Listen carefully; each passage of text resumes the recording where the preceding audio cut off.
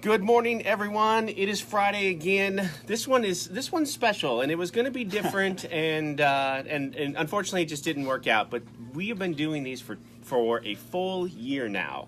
It was this time. It was end of May last year when I first did my very first 5-question Friday with Adam Collette right over there. Go back and watch it. It is super awkward. I think they've come a long way. So I hope they've come a long way, and I hope you all enjoy them as much as I enjoy surprising the people on Friday to do it. So this week I have one of our newer client managers, Phil Sweeney, with us. Hello. So Phil, this doesn't count as a question. Okay. You've been here for 4 months. 4 months? 4 months, so not very long. Oh yeah, not very long at all. All right, so you ready? Sure. All right, we'll get into this. So, Question number 1, tell me who Phil is. I'm Phil Sweeney, 34, born in Milwaukee, Wisconsin. I've lived in Omaha, Nebraska for most of my life. I moved here when I was 8. I've been in healthcare in some capacity for the past 7 years. Yeah. Why did you move to Omaha? That's a long, dark story. Yeah? I'm not going to get into it. But Okay. yeah, when I was young, my mom was like, we're moving to Omaha, Nebraska. All right. Let's see if we can top that Adam Collette awkward conversation. There we go. From Milwaukee, Wisconsin. That's though. right, yeah. So, Milwaukee, hey. Wisconsin. All right, there you go. So, all right. So then, question 2, and you just grabbed for Mario here. Where did you love video games? I love video games. Like, that's your hobby. Like, I love baseball and comic books, but man, you love video games. Oh yeah. I think it's really important in life to choose one thing and stick to it. So yeah, I love video games. That's my thing. So where did that come from? When I was a little kid, I visited my dad, and my uncle was like, "Oh yeah, you really like that Nintendo thing? You can have it." And I was like, "Okay, cool." And I ran with it. I just played video games after that, and like I would go to arcades and like reach up on the controls and play them and stuff, and then crowds would form and be like, "Oh my God, look at this 7-year-old!" I beat my first video game when I was 4. Rygar for the NES. Oh, Rygar! I loved that. Yep. You were 4? Yep. And I took pictures of stuff like that, so I have photographs of me beating those games when I was a kid, and I've just always been into it. And then for a while there, I had a business where I was selling retro games, and I have a huge retro game collection. So, and like you have an Instagram account that's just retro games, right? I mean, Video Game Hero. Check it out. Video Game Hero. Video Game Hero. There's some pictures of my dog on there too, but yeah, mostly that. Okay. I'm fairly sure one of my alter egos in Instagram follows you. Okay. I think so. So Must have snuck in there. I think I snuck in. Yeah, possible. So yeah, so that's super interesting. So if you can't tell, like his desk here is just filled with. Oh yeah. With there's Mega Man. Yeah. Bowser and lots of Mario back here. So 4 years old. Yeah. 4 years old.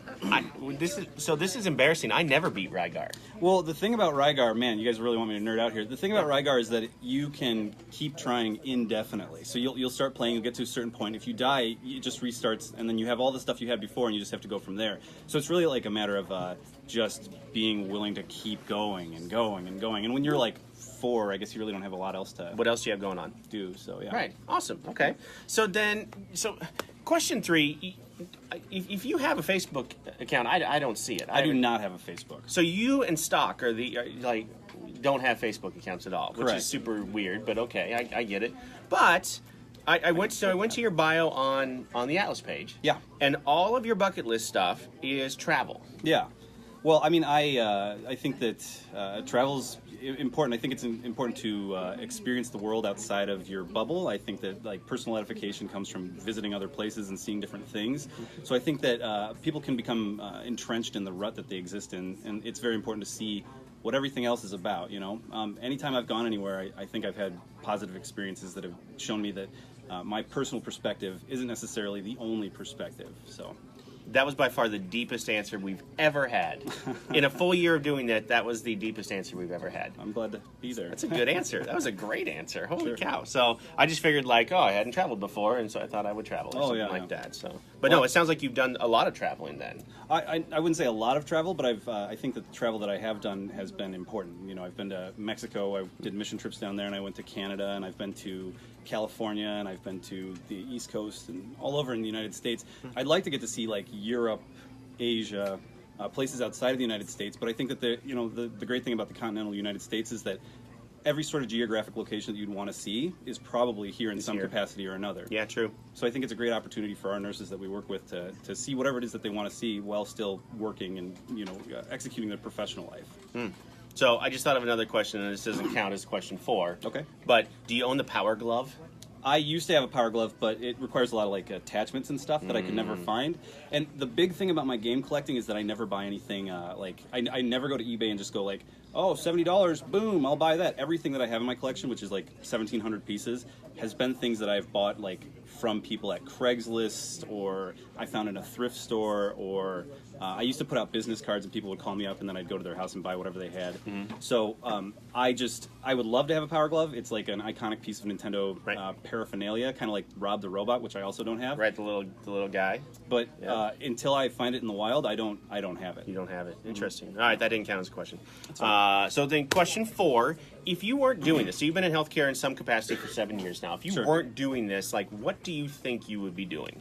If I wasn't doing healthcare or specifically Atlas? Or specifically Atlas, just in general, like let's say no healthcare at all. I really liked the buying and selling the game stuff. If it was more sustainable, I would have stuck with it longer. I think that I won't go into the long and short of it is that it's sometimes you have to look at things as hobbies as opposed to professions. So sure, I absolutely agree with that. I mean, I run a little side hustle selling on eBay, and toys and comics and stuff like that. But I don't think you can live on it. I did, and I mean, for a while it was really effective. But like I said, eventually it kind of dries up.